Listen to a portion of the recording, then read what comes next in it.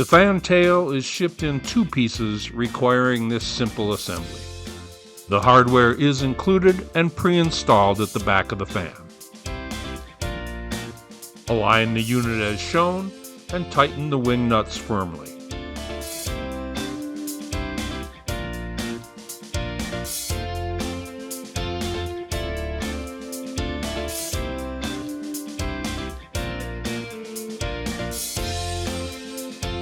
You'll note a small stake at the bottom of the fan, and it installs into the back of the Peacock as shown.